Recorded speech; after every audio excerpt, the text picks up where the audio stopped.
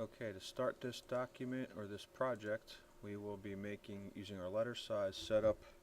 I'm going to call it Leaf. We will go ahead and use our paper settings, and then within there we're going to confine it to a 6x6 area, so we'll use our rulers.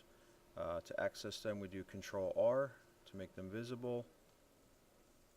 Move our guides to that location, and then we will place the artwork into there, or the reference picture.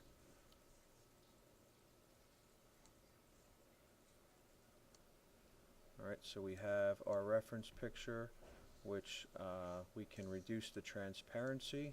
Alright, if you're not seeing that window, just choose transparency. Alright, and now I'm going to lock this so I don't mess that up. I will then zoom in and start getting on my pen. Alright, so we have a new layer for the leaf.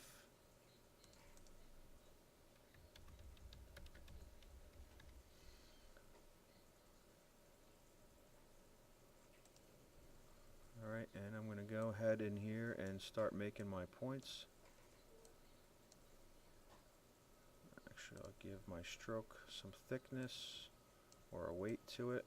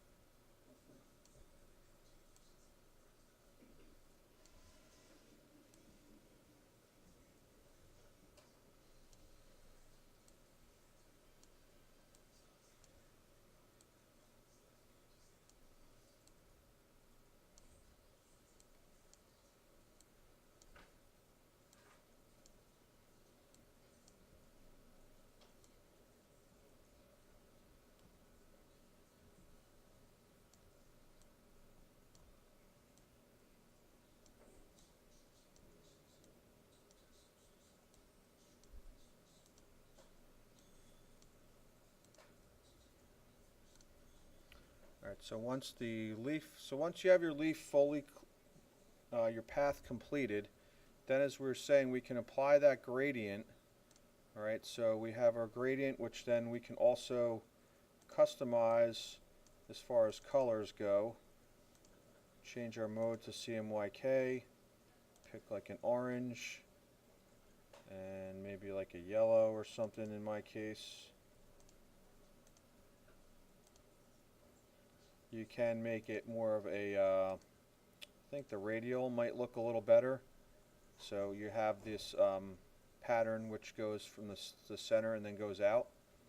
You might even want to apply a texture, which we did last week with our name tags, right? So if you get a textured effect to it, maybe it starting to look a little more organic in that way. So I don't know which one would look best here. Really work with those settings.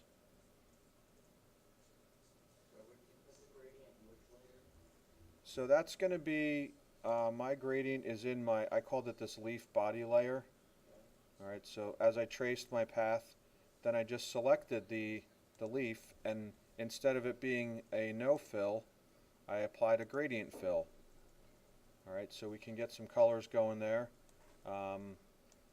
Don't forget you can add more than one slider also, so you can kind of get something like this going on, where it's a multicolored gradient. Now you do get this banding happening here, so I think if we move this pivot point out here, so you have these diamonds on the top that are kind of like keyframes, you can get that color to be kind of smooth as it goes to the outside.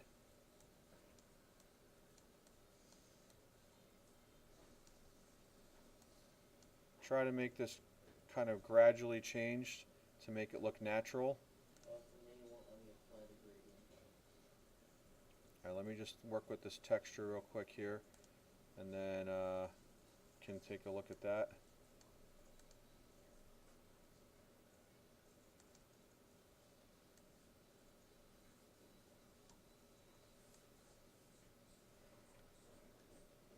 Kind of like that, the way that looks. So it's a subtle texture. Sometimes your textures will slow down your file. If you wanted to just temporarily turn them off, we can go to the appearance panel and then just hide that. Alright, so if you are having problems with you applying a texture and it's slowing down your system, just go to the appearance tab and then you can turn off the whatever effect that was on there. Alright, so I'm going to save this. And then all I would have to do next is go back and we'll brush in the leaves and then make our cut line around here. Should have traced that also, but that's alright. Another quick way to select, I just remembered, I want to tell you guys. So if you did put this stuff on separate layers, let's say we want to choose all these veins, alright? So if you notice on your layers panel, you have this little circle on the side. If I press that, it selects everything on that layer. Alright, that's a quick way, and especially if you are organizing things onto layers, which Illustrator will make basically layers for you, but that's a way so you don't have to go in there and manually select and then accidentally select the stuff in the background. So I'm going to see how this looks with these lines kind of faded a little bit more.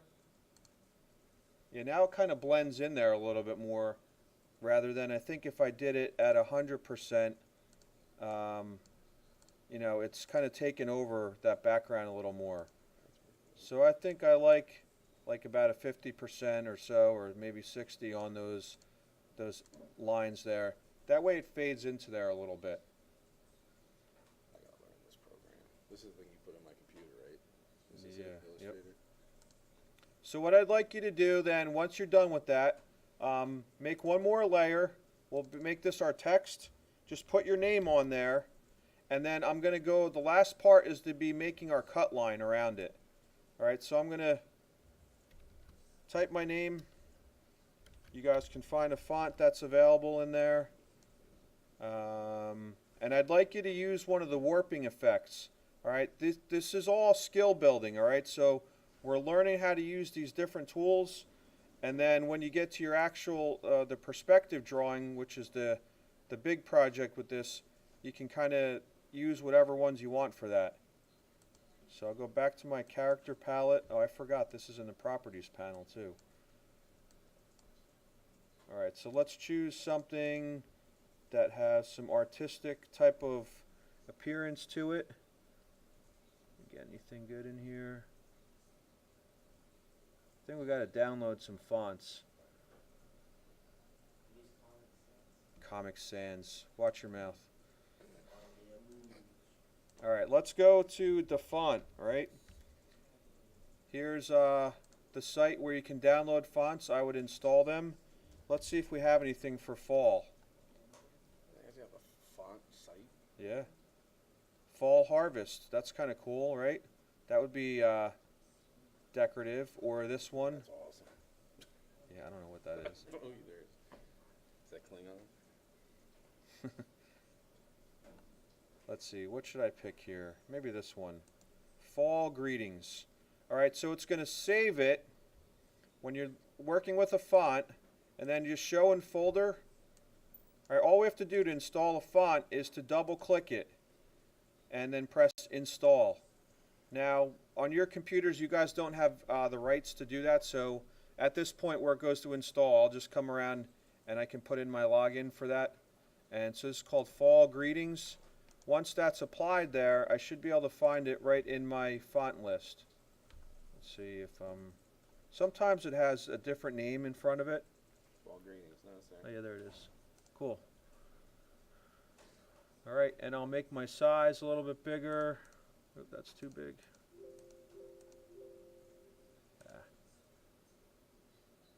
You can always start off with the point sizes also, and I like to kind of keep my bounding boxes, it's called, confined to my text, and then use your scale tool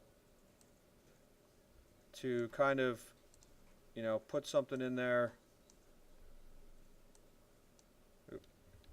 So if you don't use the scale tool, it resizes that box.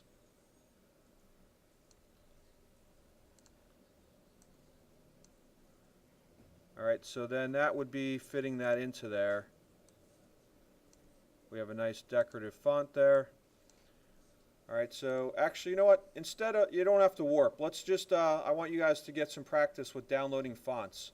So let's do that. Let's just, you can download something from DaFont.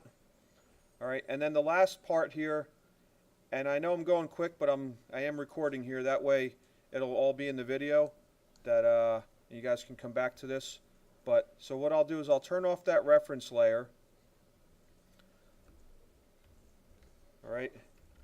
And actually, you know what?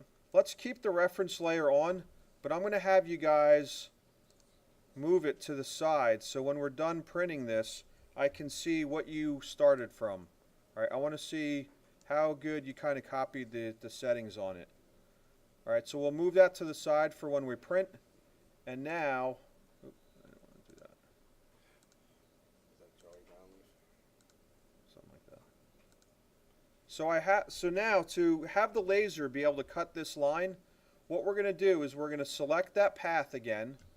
Alright, we're going to say Object, Path, and Offset Path. What this is going to do is draw a line around the outside of it. Alright, let's see. So right now, we have it on point, I think it's a little bit far away. So I'm going to make it 0.01389. I can click this on and off. I should be able to see it. Maybe a little more than that. 0.01, let's say 0.05. See how that looks. Yeah, it looks good. So we're going to say offset of 0.05, and I'm going to take off my fill. Oh, I took off my stroke by accident. There we go. So that what that does is that makes a line around the whole perimeter of this leaf, all right? And for it to be lasered, we need to have a stroke of 0.001 inches. And that'll be it, all right? So it's very hard to see there, right? That 0.001 inches is very faint, right? It's almost unrecognizable. And I don't know if I have, let's see, just make sure my transparency, yeah, that's 100%. But if I go to view outlines, now I can see it's definitely there, all right? So it's going to be hard to tell even when we print it out. Hopefully I can, though, see that. All right, but at this point, that's what you'll turn in, and then you're going to save it to the shared folder, which I'll show you that also, and then that way we can have the laser cut out around the outside. All right, so I'm going to save it to my student folder or my teacher folder, wherever you want to call it, and then I'm going to make a new folder for you guys to print. So shared.